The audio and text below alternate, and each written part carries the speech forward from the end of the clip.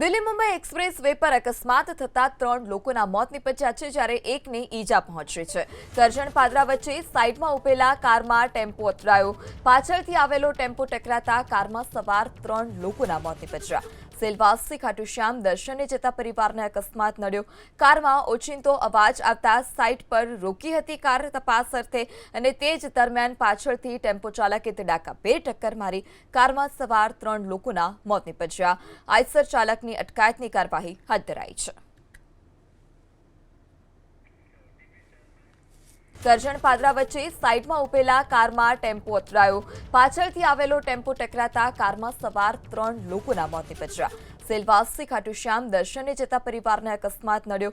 કારમાં ઓચિંતો અવાજ આવતા સાઈડ પર રોકી હતી કાર તપાસ અર્થે અને તે જ દરમિયાન પાછળથી ટેમ્પો ચાલકે ધડાકાભેર ટક્કર મારી કારમાં સવાર 3 લોકોના મોત નીપજ્યા। આઈસર ચાલકની અટકાયતની કાર્યવાહી હાથ ધરાઈ છે।